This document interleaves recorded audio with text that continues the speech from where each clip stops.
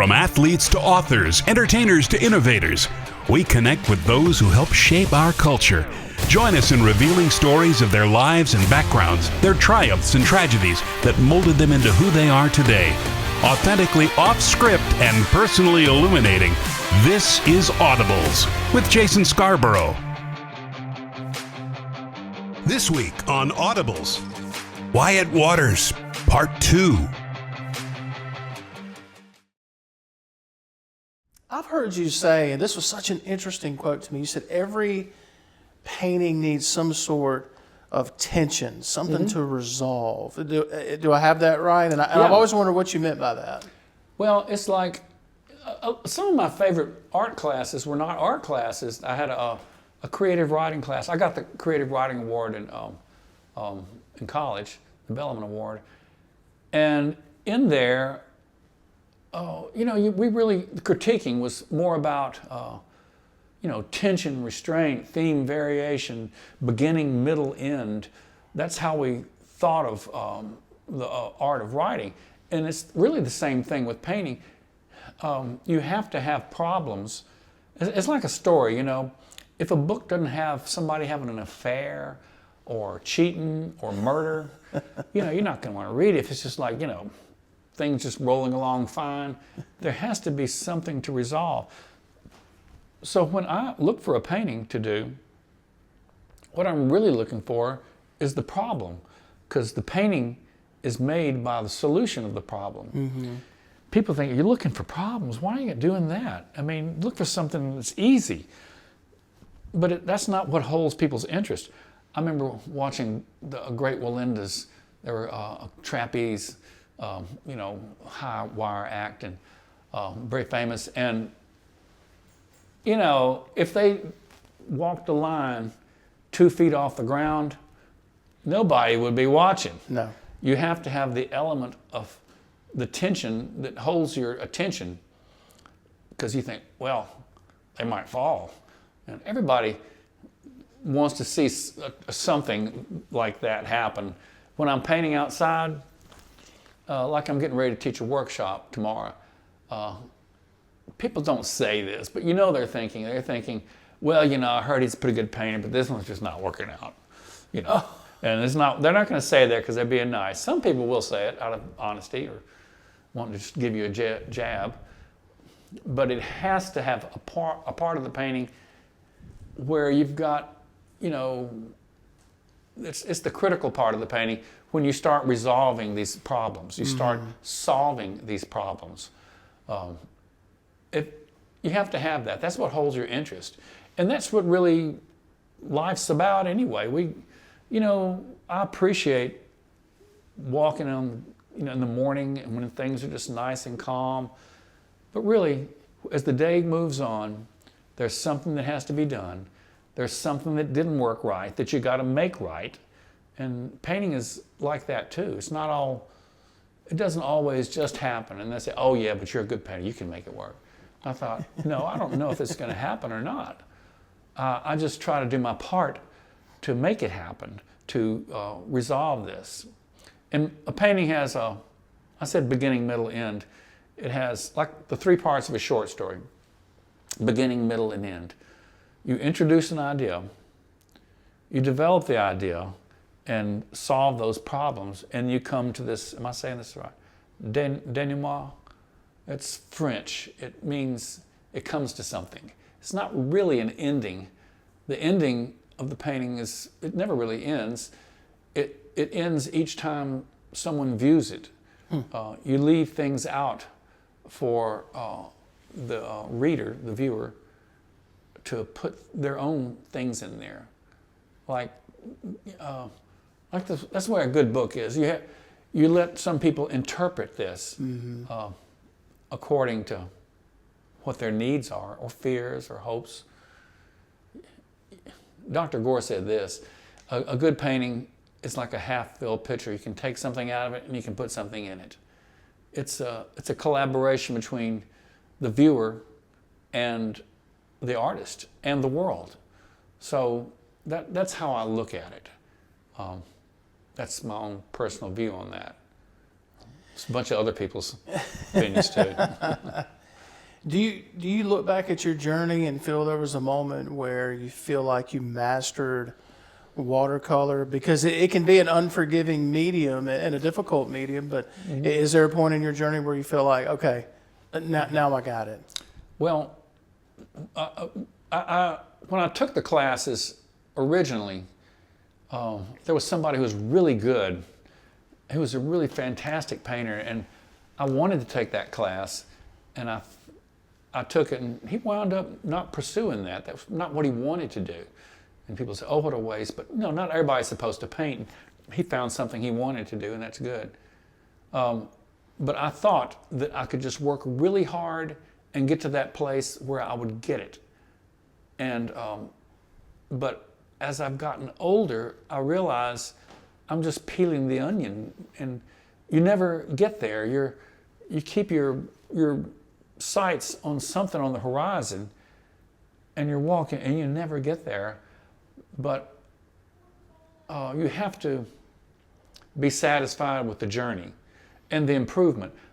And unfortunately, or fortunately, or the way it is, you know, I can't really look at my stuff and see it in the way somebody else does, unless, let's say someone got a painting and they've invited us over to their house and I've forgotten that they got a painting, and I walk into a room and I see it.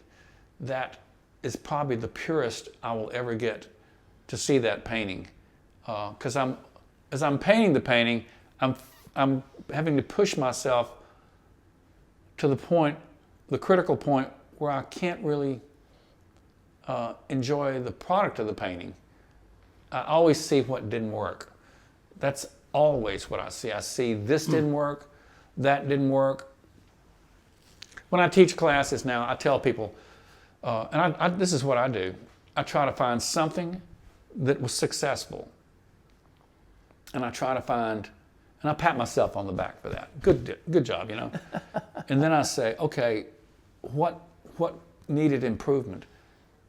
And it might be the contrast. It might be, you know, soft edges opposed to hard edges. It might be something like that. And I try to let that be the theme for my next painting.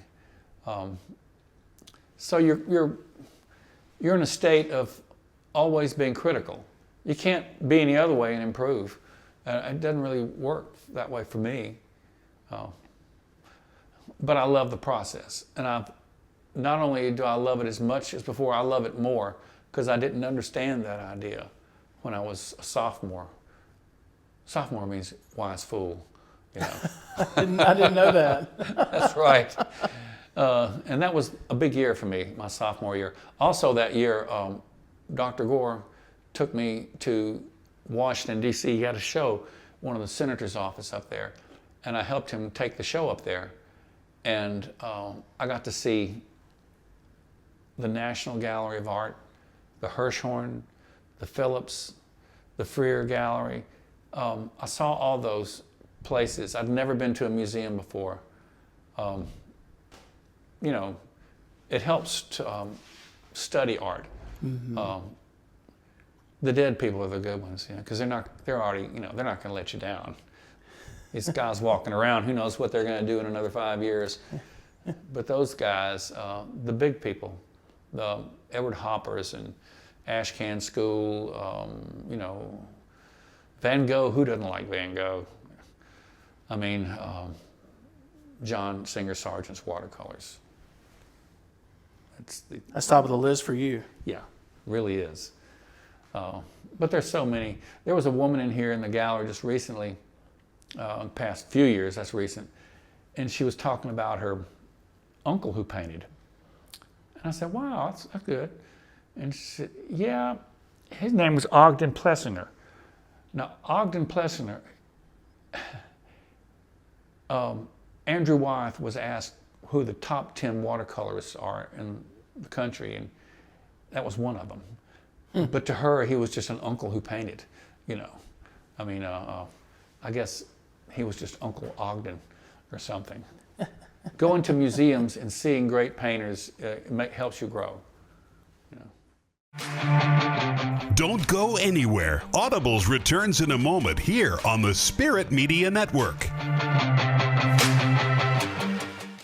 It has often been said that home is where the heart is. It's where hard-working and dedicated people form the fabric of a thriving community. At Covington County Hospital, it's our priority to help keep our community safe, healthy, and moving. With our primary care clinics and services, we are working to keep you healthy. Because home is where the heart is. Home is where family matters. Covington County Hospital, where your health care matters. At Atmos Energy, we believe affordable, reliable, and efficient natural gas is essential to achieving a low-carbon energy future. We're committed to helping protect the environment by providing smart choice solutions to help customers reduce energy use and lower their carbon footprint. Get a rebate up to $600 off qualifying high-efficiency natural gas appliances, smart thermostats, and weatherization upgrades. Together, we're fueling our energy future. Atmos Energy, your natural gas company.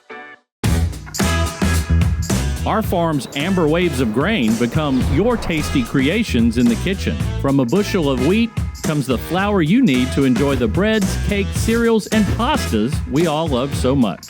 And even if you aren't a world-renowned chef, wheat grown in Mississippi is used in many of the foods you buy on the grocery store shelves. Wheat, just one of the many commodities a Mississippi farmer grows for you. The Farm Families of Mississippi. Family owned and operated since 1986, Lakeside Molding has become the trusted source of architectural products throughout the South. They offer fine interior architectural moldings, custom millwork, and cabinet doors designed and handcrafted in Flowwood. Their showroom on Lakeland Drive is stocked with today's most sought-after interior details, including corbels, post, fireplace mantles, bath vanities, mirrors, and much more. Tim Shoemaker and his staff work closely to meet client needs for new construction, restoration, and remodeling projects. Lakeside Molding, where details make the difference.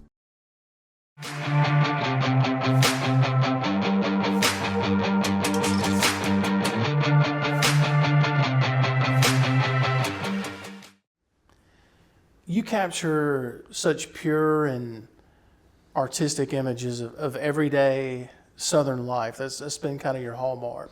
What is it that draws you to each subject? What is that quality that draws you to each subject? Well, my dad taught Mississippi history, and we're seventh generation Mississippians. In fact, one of our ancestors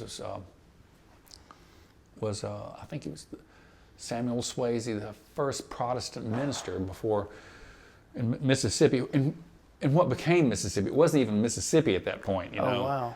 Oh, wow. The roots here are strong, but not just the traditional roots, but the real connections with people. I like that. I mean, I'm very aware of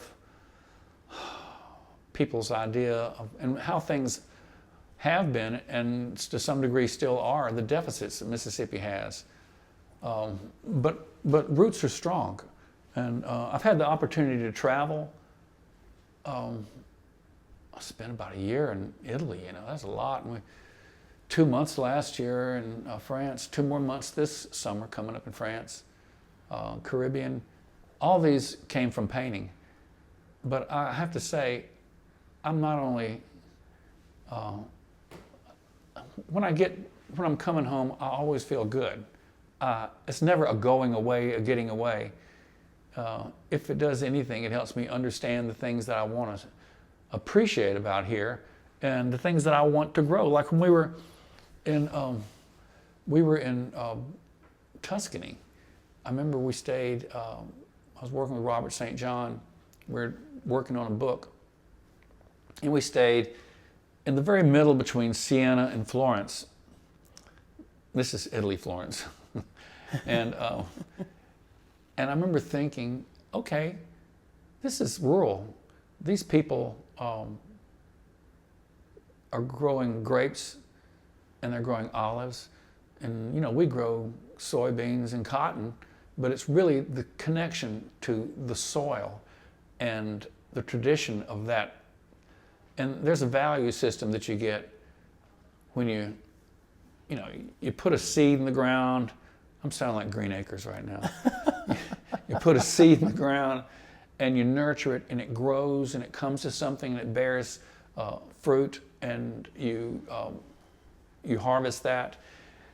It gets you through the winter, and then you take some of that seed and you start it all over again. Mm-hmm. It's a cycle of life that in Mississippi, we are hardly, a generation and a half, 2 generations ago from a farming, agricultural society. That teaches a lot about how life works, the cycles, and I like that part. That part appeals to me. Yesterday, I just sprigged a bunch of Asiatic jasmine in my yard. That's one of the things I do is kind of blow off steam, Gardening teaches those kind of things. Monet considered himself as much a gardener as a painter. I got to paint there, and it was the best garden I'd ever painted. And I think it's because he was a painter. He designed it to be painted. Mm-hmm. And there's a relation between those things that fuels my interest, my continuing interest in Mississippi and the South. Also, we have a lot of tension here too. Mm-hmm. A war was fought here. Mm-hmm. We lost the war. I don't hang out with people who think we should have won the war. Mm-hmm. And so we have this chip on our shoulder, like, we failed a test. We didn't study for it, but we still feel bad because we failed the test. We know we deserve to fail, but I think there's that tension that we have, having to resolve that. Plus, we got characters everywhere. I mean, like they say, you put them on the front porch. They're there, and every family's got some of them. I've heard you talk about how there have been different times when you've been outside painting, and to quote you, a bird comments on one of your paintings.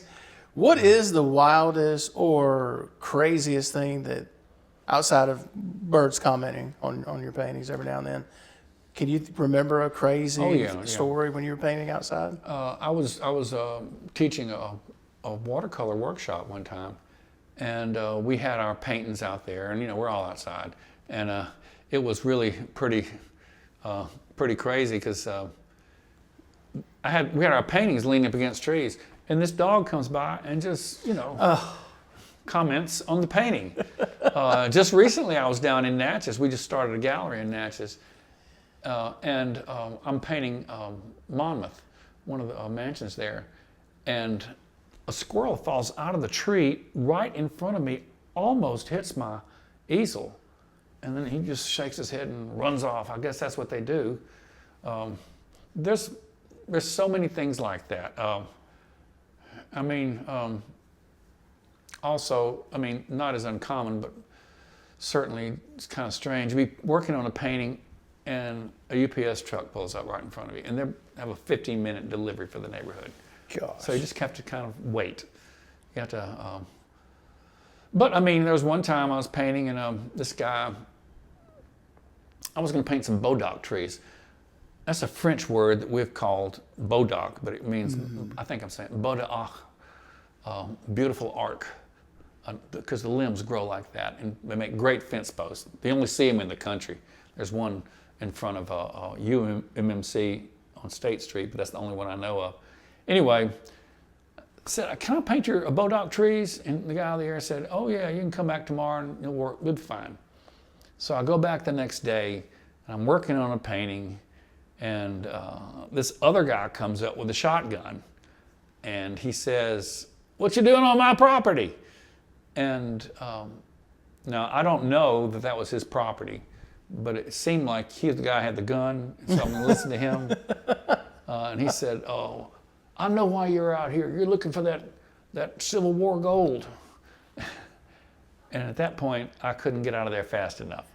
Oh, wow. You can't get enough permission. Things happen. Golly, there's one time I was painting downtown Jackson, and people look at you. You're on the sidewalk, and this lady, it was right in front of the museum, she hit another car, and I continued to paint. The police officer comes up and said, well, I was just so distracted by that boy over there painting. I was younger then.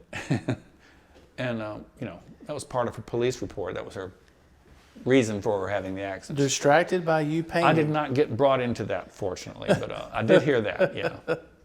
Stuff like that happens, You referenced dogs. We were talking about, you got this painting in here of your old dog.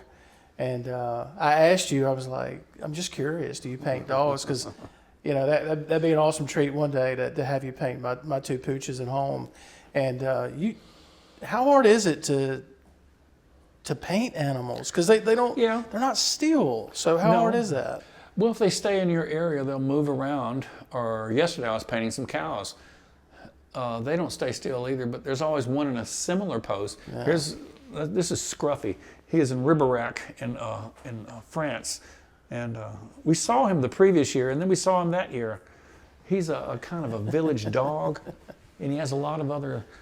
The second year we went there were a lot of puppies that looked a lot like him.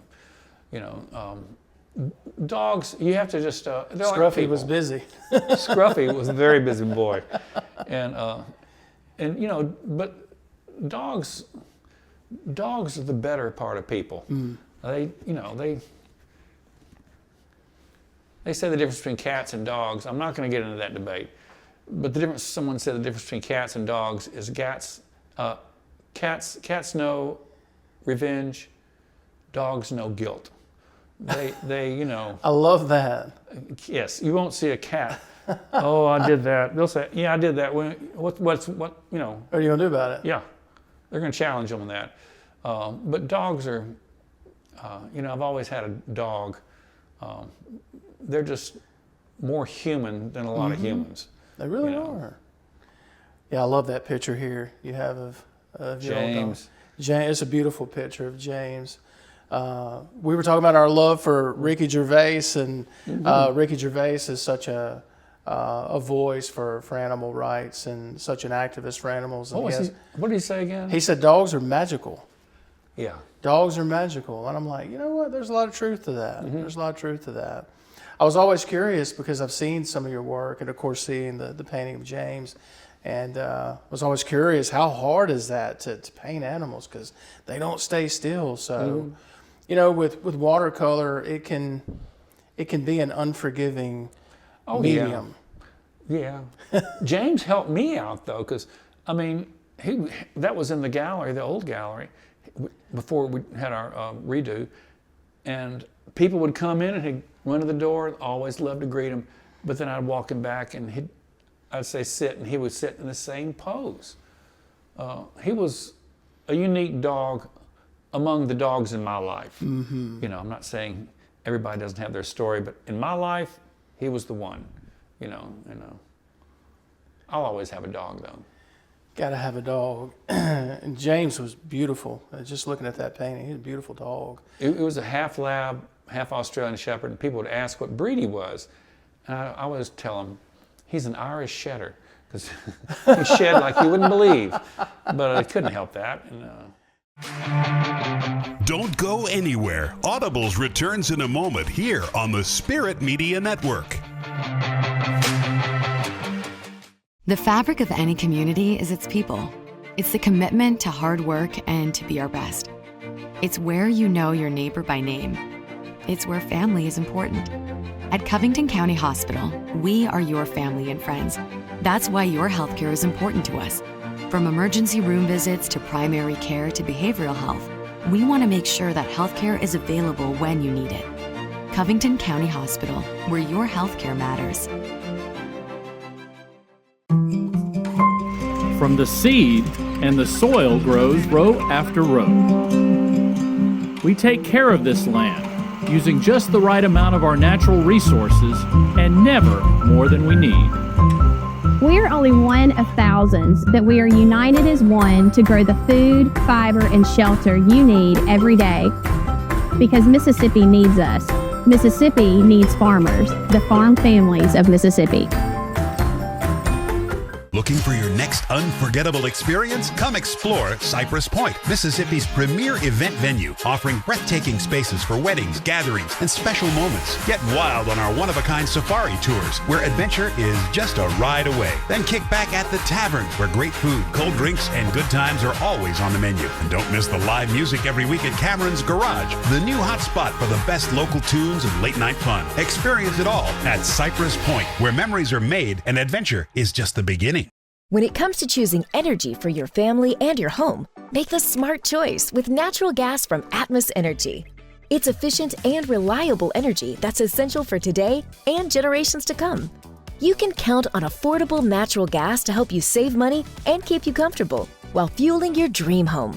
So make the smart choice and talk to a builder today about including natural gas. Together, we're fueling our energy future. Atmos Energy, your natural gas company.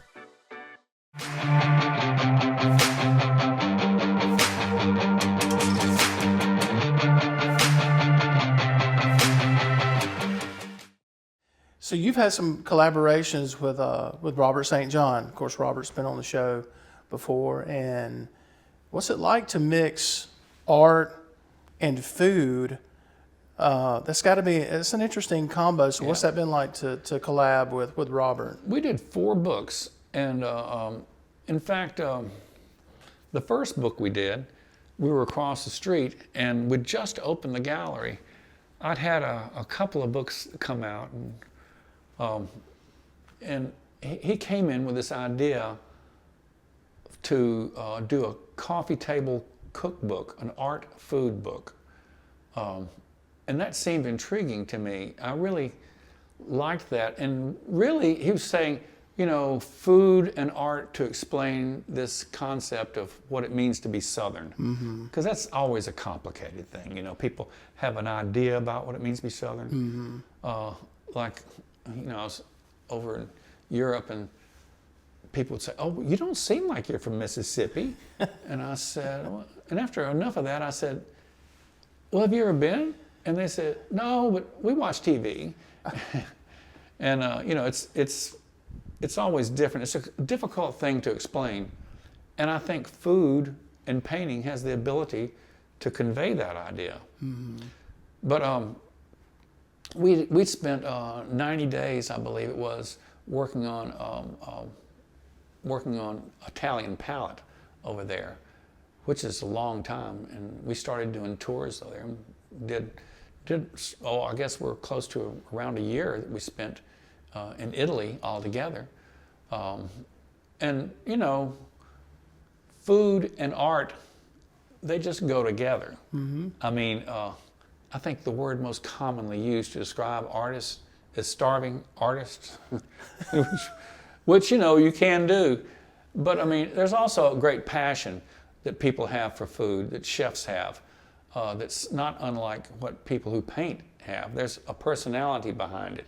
It's not just what's on your plate. It's the personality of the person preparing it, and it's the history that goes behind it, the stories that go behind it, and all those things are very connected to each other.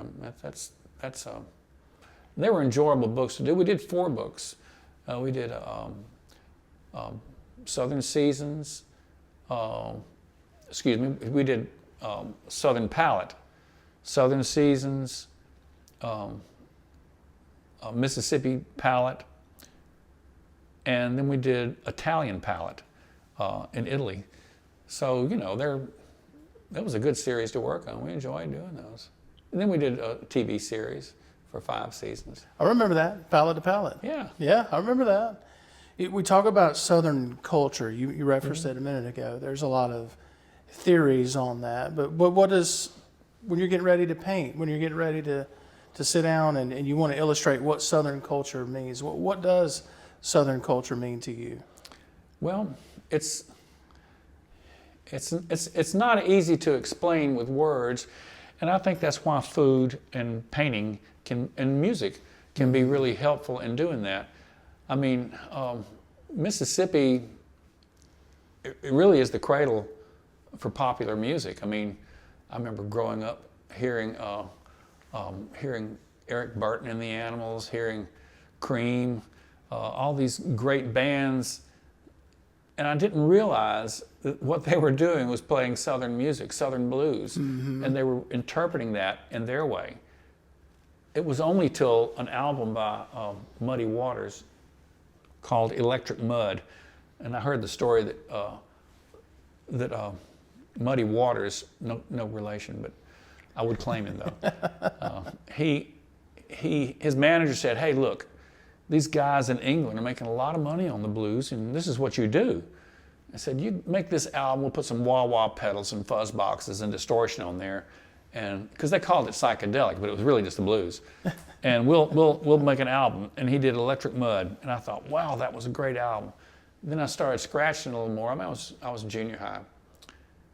I thought, that came from Mississippi. My introduction to the South, the music part, came from music that other people had done. And you know, the first time I was in France, went to the top of this this department store called Printemps, and there was a log cabin up there. They're fascinated with Southern culture.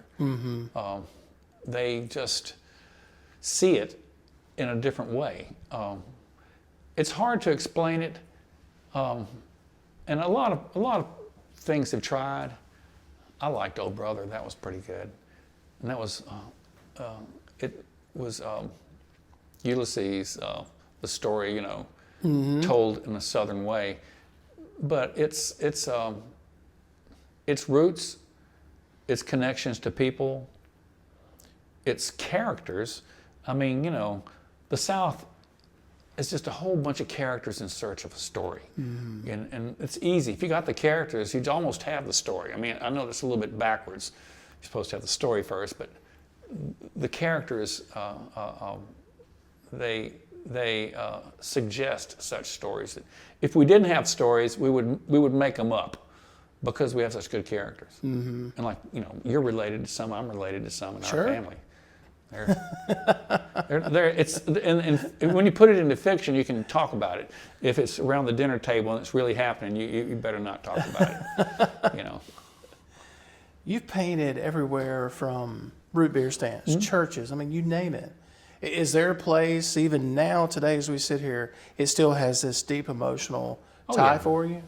You know, the one thing I've painted a lot, and I have painted it off and on, and I'm so glad that it's still here with us, because many times I'll paint something and they'll get torn down or burned down or, you know, arson down or something. And when I was starting to paint downtown Jackson, because I didn't have a gallery, I would kind of hang out around the Mayflower. This is before the Federal Building. They won't let you do that anymore. You can't paint on the sidewalk in front of the Federal Building anymore. They'll run you off. But the Mayflower has been a perennial subject of mine. And because when I was down there, you know, Mr. Tourist would come out and give me a cup of coffee or something. I think he thought I was down on my luck and stuff like that. But it was kind of a touchstone for me for all those times, because it's been there forever, and it's just recently been sold and redone, and you know, making another stand. But I knew it back in the days when, you know, it was just a more vital downtown, and places like that. I guess the places that are still here. That's what I keep going back to. Or it might not even be the same place, but it reminds me of a place. A lot of that. You could say nostalgia, but to tell you the truth, I don't paint from photos, and I just, I like the energy of being there. So the things I'm painting, even though they may be nostalgic to people, they're in the here and now, right now, they're still there. And I kind of got involved in preservation through things like that. I met Malcolm that way. He was doing the Diddy Wah Diddy back in the day. It was a local paper, and they were trying to get some interest to save the Greyhound bus station. Yeah. Which they did, and they used a painting of mine, and that's how I met Malcolm. Painting has a purpose in a community. It helps I think it can help people be aware of what they have, but it mostly makes me aware of what I'm around. You mentioned the Mayflower. We'll have to get you hooked up with Hunter Evans, who recently took over the Mayflower. Get you guys together. I'm sure there's some things, conversations there that could be had, right, between you and There's Hunter. some redfish to be had there. Oh, yeah. You mentioned preservation just moments ago, and it's interesting that I even have this on here that you said that. Do you feel like your art kind of has a role in preserving Southern heritage, telling the stories of the South? Do you kind of take ownership of that to a degree? Well, yeah. I'll put it like this: it helps me have a purpose for what I'm doing. I'm going to do it anyway, and sometimes I have to figure about what it is that motivates me later. I'm not trying to rationalize it. I'm just trying to figure out what's already there happening. Like in this area down here, downtown Clinton, we've been here, the gallery's been here for 25 years, and 25 years ago I could buy property cheap. Nobody wanted it much except to tear it down. And I love this area because even though it's in Clinton, which is a larger place, this little area is our historic area, and I want to see this become a vital area. The only way they're going to really save it is to have some here and now with the past. And this was Landrum's building supply, and we tried to do a faithful rebuild to that vintage of that time. We just redid the gallery, and it took about a year. And history, the fact that my dad taught history, and we didn't really have vacations. We didn't go to Disneyland, stuff like that. In the summers, my little brother would have skin grafts and would have to stick around. And that was 14 years, I believe I'm right on that, the number. And so we would go to Indian mounds and, battlefields and stuff like that. And that's what we did. More of the history of what Mississippi is, you know. So I feel some connection to that, I do. But Don't go anywhere. Audibles returns in a moment here on the Spirit Media Network. It all starts with an idea, but how do you make it a reality? At Common House Productions, we specialize in creative and tailored video content. Whether it's crafting a story from the beginning or simply bringing your idea to life, we can help you bridge that gap and produce video content that shines. Common House Productions. Family owned and operated since 1986, Lakeside Molding has become the trusted source of architectural products throughout the South. They offer fine interior architectural moldings, custom millwork, and cabinet doors designed and handcrafted in Flowwood. Their showroom on Lakeland Drive is stocked with today's most sought-after interior details, including corbels, post, fireplace mantles, bath vanities, mirrors, and much more. Tim Shoemaker and his staff work closely to meet client needs for new construction, restoration, and remodeling projects. Lakeside Molding, where details make the difference. From our view on this farm, food security is national security. Our nation must have a sustainable food source.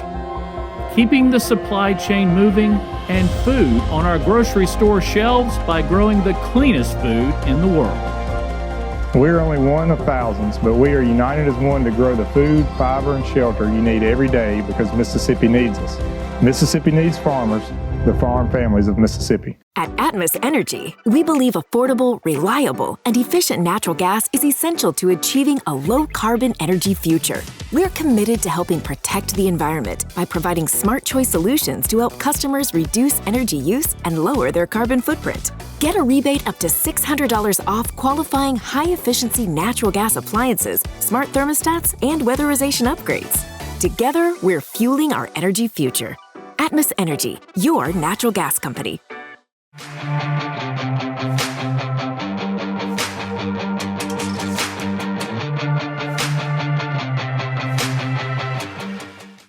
You've talked about, and I love the way you phrase this, you've talked about when you've gone through difficult times, you said, I would just paint my way through it because it would serve as a type of therapy for you. Can you recall a recent time when you had to paint your way through it? Yeah. I went through a divorce, which is kind of hard. It's really hard. And it's a huge change in your life. And, I had painted I initially started painting as a kid because I was just so intensely bored.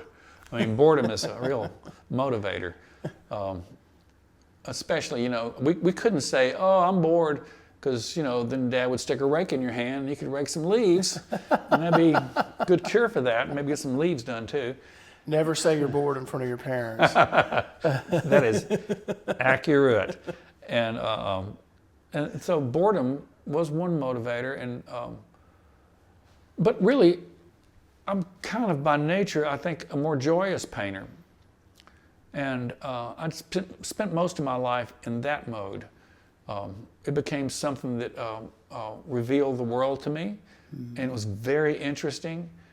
But, if you live long enough, stuff's going to happen, whether it's a death or a loss or a dramatic change that you have to adapt to. Mm-hmm. And so painting became, at that point, it became a way of dealing with things and getting through things.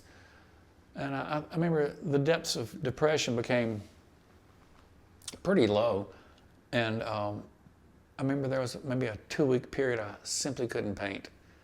And that was horrible, But when I finally got through that, and the way I got through that is I just pushed myself through that. Mm-hmm. I made myself do this thing that had become difficult or become a way of dealing with the difficulty. I pushed myself to do that. I mean, the illusion is that you wake up every day and the muse is just giving you an idea. And it really is not that way for me. I think I have to make myself get out and do that. What I want to do in the morning is have my 3rd cup of coffee. That's what I want to do.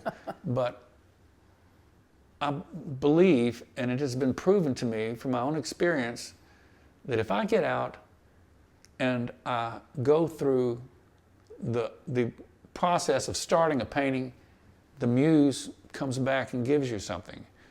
But if I'm not doing something, nothing happens. And I listen to the weather, but I don't always pay attention to it. I mean, many of the days that I had a bad weather forecast, but I went out anyway. And I painted, and you know what? It was a good day. And if I had stayed at home, maybe not as much. So, but yeah, getting through tough times, painting has been very valuable. I've never really known the dramatic effect of that until that happened, I guess. Even with a decorated career and so many scenes painted, so many different subjects, is there a scene or location in your mind right now that you say, okay, that, I hate to use the word bucket list, but I mean, it's still in your mind like, man, I still want to paint that. Yeah. Oh, sure. Just recently, my wife and I went to, Christy and I went to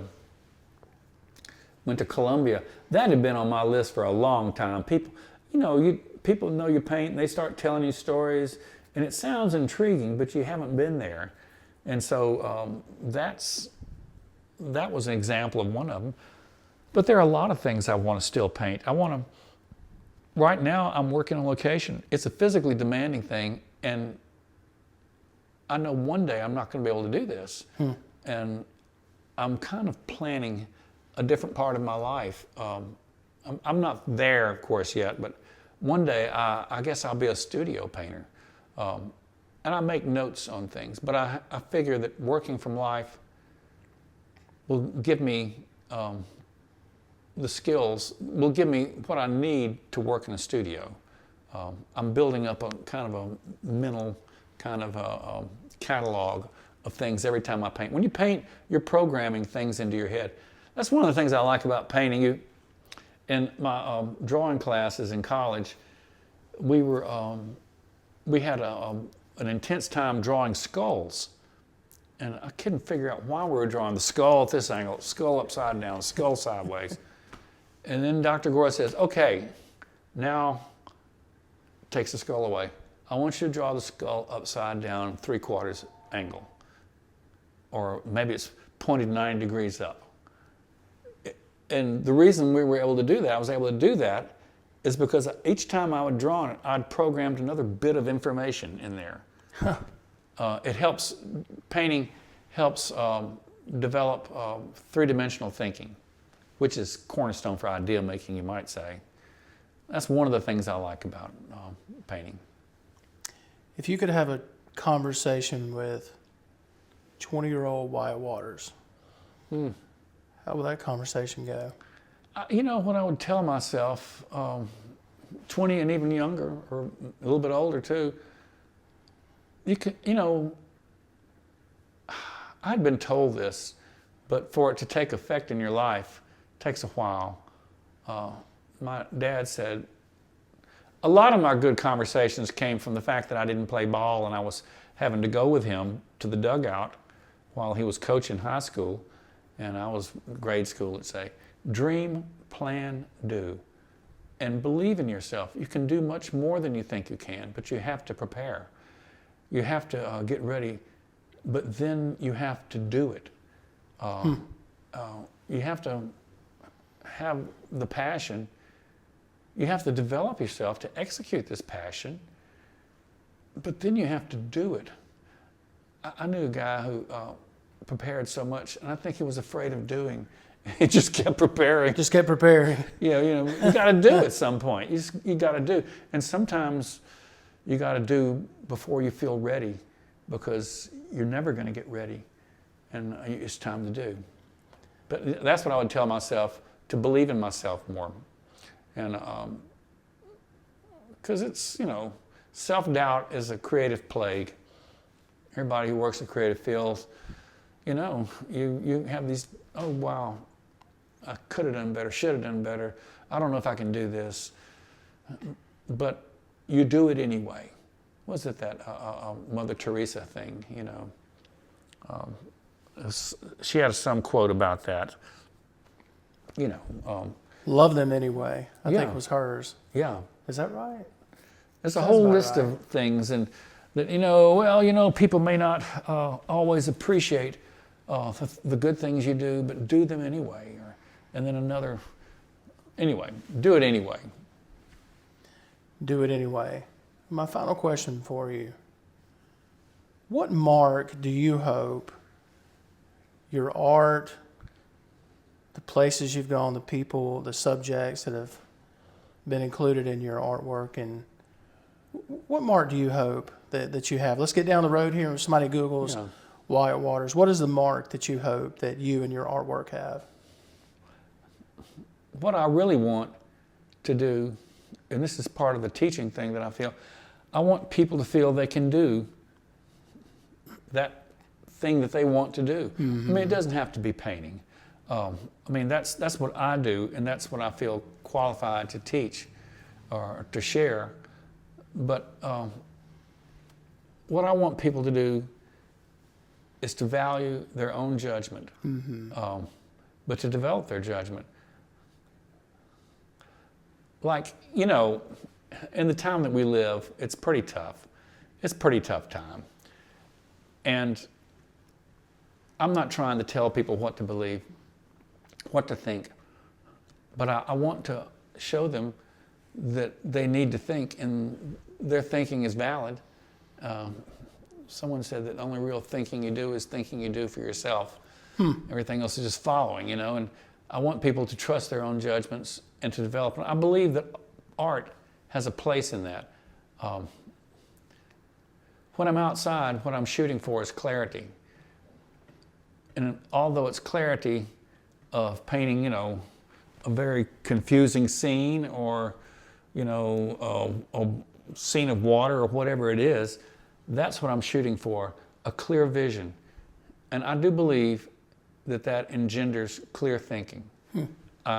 I hope it does, and I want people to have that for themselves. You know, that's really what I hope I have to share. That's what I want people to do. I don't want to tell them what to think. I want to tell them, hey, think, you know. A lifetime marked with a lot of different hues and colors on the canvas and also in the communities. You're a treasure in Mississippi, and I appreciate you doing this. I hope we tell your story in a way that's pleasing to you and Miss Christie and everyone that's benefited from your artwork over the years. Thank you for taking time to do this with us. Thank you so much. Thank you so much. You have done your research. I appreciate that. I can tell that. Thank you so much. That's it. All right. Thanks so much, man. Thank you for doing that. A lot of fun. That was such a treat. I had so much fun prepping for this. You're good. Oh, thank you. Did you get that on camera? Yeah, let's get that on camera there. Make sure it's rolling. We'll use that in the sizzle. Thanks for watching. We'll see you next week for another episode of Audibles with Jason Scarborough.